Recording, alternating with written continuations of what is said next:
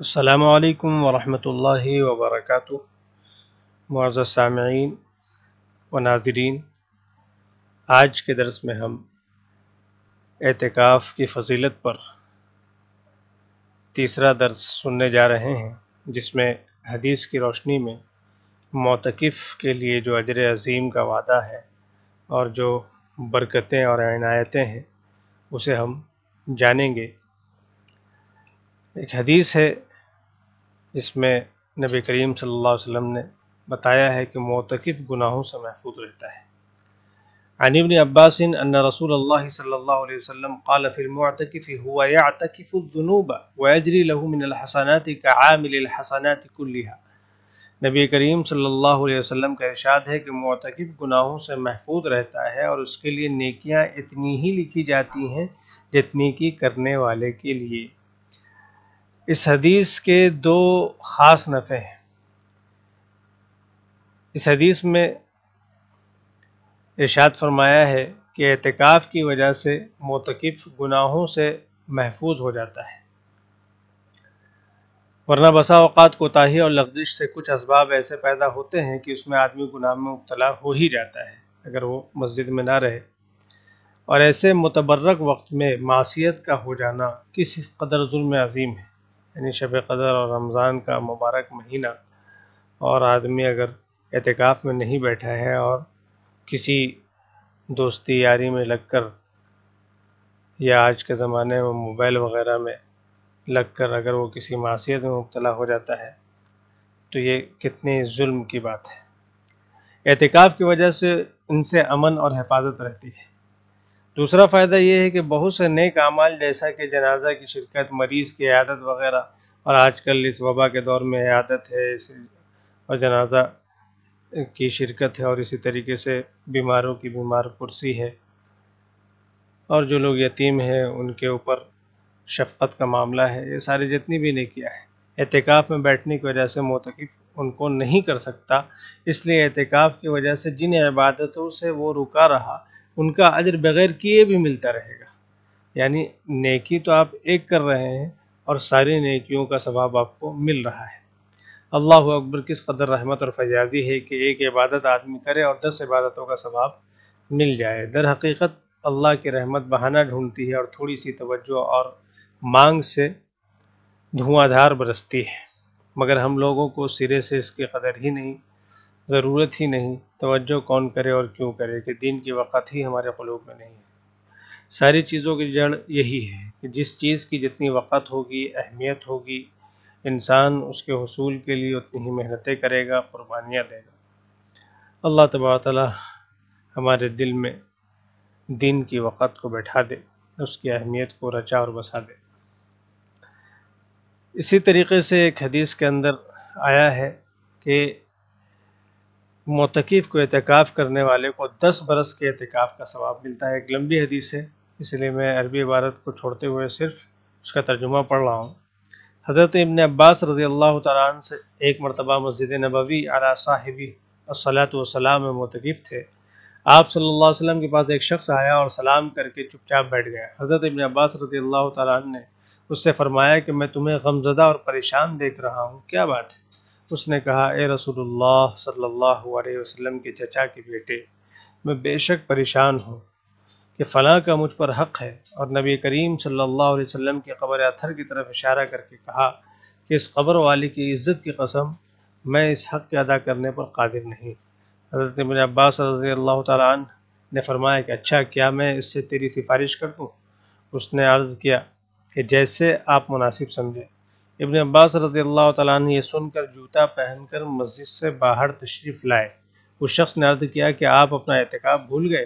فرمایا، بھولا نہیں ہوں، بلکہ میں نے اس قبر والے یعنی آپ صلی اللہ علیہ وسلم کی طرف اشارہ کرتے، قبر کی طرف اشارہ کرتے سنا ہے، اور ابھی زمانہ کچھ زیادہ نہیں گزرا یہ لفظ کہتے ہوئے آپ صلی اللہ علیہ وسلم کو سنا ہے۔ ابن عباس رضی اللہ تعالیٰ عنہ کی آنکھوں سے یعنی یہ لفظ کہتے ہوئے آپ صلی اللہ علیہ وسلم کی قبر کی طرف اشارہ کرتے ہوئے آپ کی آنکھوں میں آنسو تھے، بہنے لگے کہ حضور صلی اللہ علیہ وسلم فرما رہے تھے کہ جو شخص اپنے بھائی کے کسی کام میں چلے پھرے اور کوشش کرے اس کے لیے 10 برس کے اعتکاف سے افضل ہے، اور جو شخص ایک دن کا اعتکاف بھی اللہ کی رضا کے واسطے کرتا ہے تو حق تعالی شانہ اس کے اور جہنم کے درمیان 3 خندقیں آڑ فرما دیتے ہیں، جن کی مسافت آسمان اور زمین کے درمیانی مسافت سے زیادہ چوڑی ہے، اور جب ایک دن کے اعتکاف کی فضیلت ہے تو 10 برس کے اعتکاف کی کیا کچھ مقدار ہوگی۔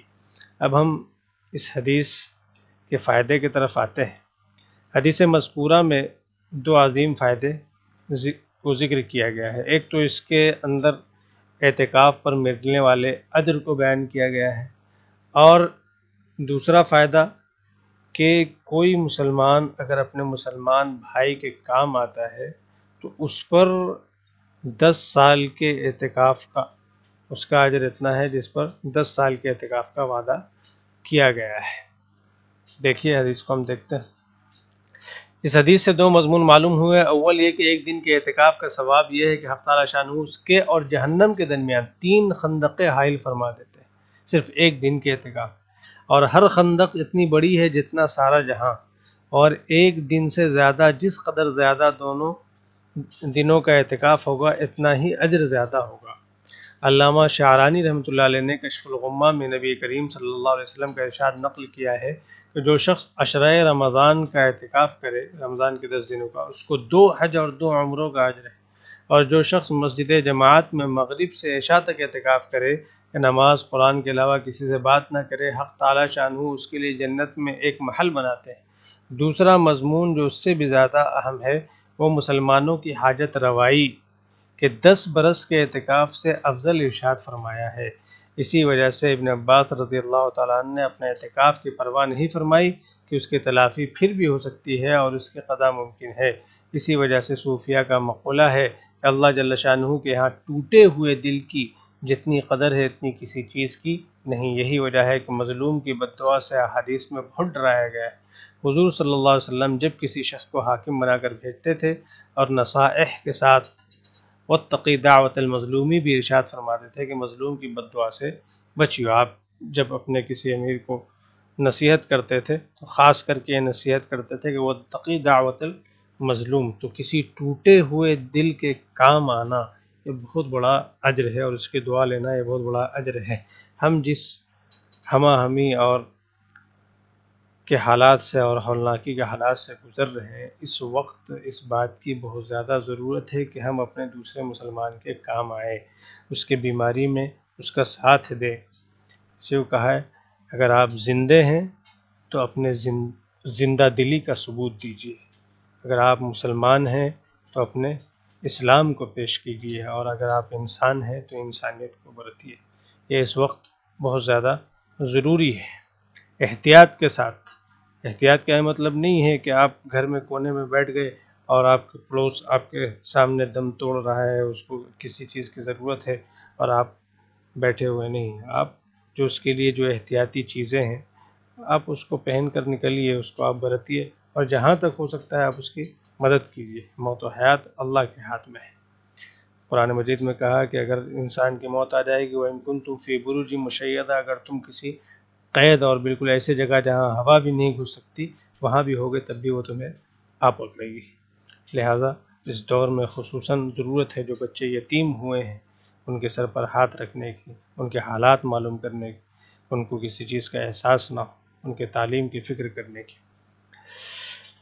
بہرحال یہ تو حدیث کی تشریح ہوئی۔ اس حدیث کے ساتھ ساتھ یہ مسئلہ ذہن میں رکھنا ضروری ہے کہ کسی مسلمان کی حاجت روائی کے لیے بھی مسجد سے نکلنے سے اعتکاف ٹوٹ جاتا ہے، اور اگر اعتکاف واجب ہو تو اس کی قضا واجب ہوتی ہے۔ نبی کریم صلی اللہ علیہ وسلم ضرورت بشری کے علاوہ، انسانی جو ضرورت ہے پیشاب پخانہ وغیرہ کے علاوہ کسی ضرورت سے بھی مسجد سے باہر تشریف نہیں لاتے تھے۔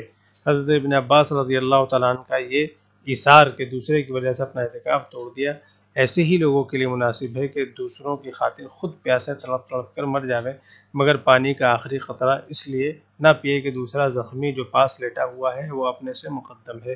یہ صحابہ کا ایثار تھا کہ وہ اپنے اوپر دوسرے مسلمانوں کو ترجیح دیتے تھے، اسی وجہ سے وہ ترقی کی۔ یہ بھی ممکن ہے کہ حضرت ابن عباس رضی اللہ تعالیٰ عنہ کا یہ اعتکاف نفلی اعتکاف ہو، اس صورت میں کوئی اشکال نہیں۔ اب یہ اعتکاف کی فضیلت بلکہ یہ فضائل اعمال کا جو آخری حصہ فضائل رمضان کا ہے، یہ اس کی آخری مطلب اختتام ہے۔ اس کے بعد ایک طویل حدیث آ رہی ہے جس میں رمضان اور اس کے دیگر عبادتوں کا ذکر ہے، جو انشاءاللہ آئندہ درس میں پیش کیا جائے گا۔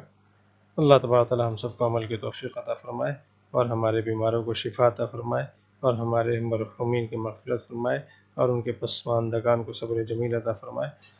سبحان اللہ بحمدہ۔